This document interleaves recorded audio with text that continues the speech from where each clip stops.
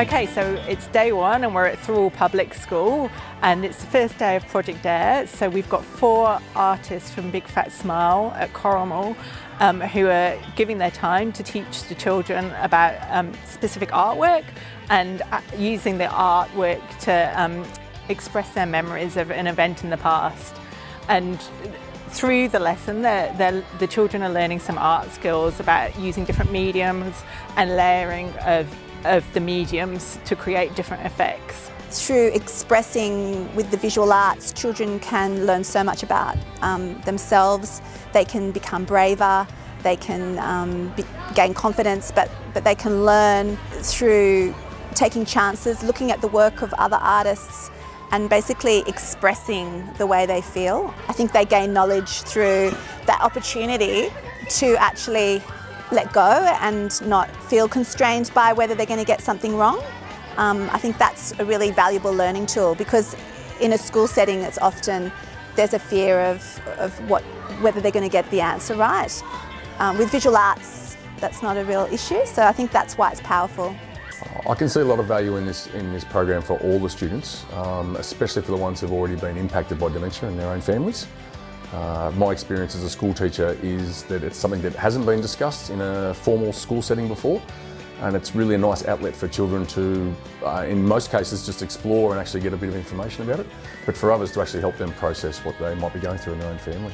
We have a Grandparents' Day every year, an annual Grandparents' Day, and we have a lot of the grandparents turn up. We have hundreds of them, and some of them are suffering from dementia.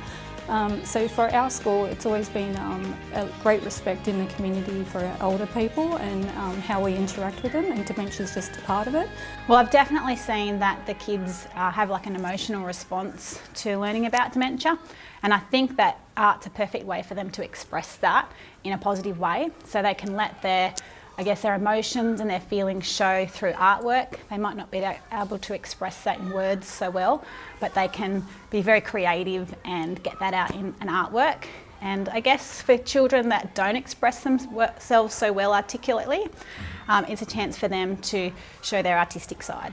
We just try, as we do, as all educators do, just to give the children a voice, give them a chance to have a little bit of express their feelings. If kids haven't really had any experience with people who are living with dementia, then I think it's good for them to understand that they're real people and that they're just like everybody else in that they want to be respected, they want to be talked to, and they want their friends and family around them.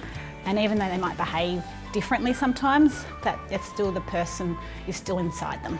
Also working with the University of Wollongong and sharing those community partnerships, it's good for the children to be part of that with the community and also for them to basically might see their futures doing something very similar.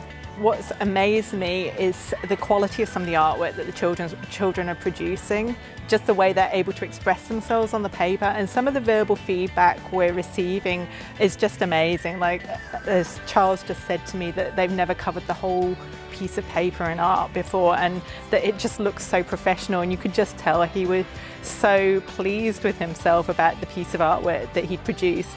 And we've actually had to ask some other children to leave the room because it was the end of the session, but they just wanted to keep on adding to their artwork. So it's been a great process so far.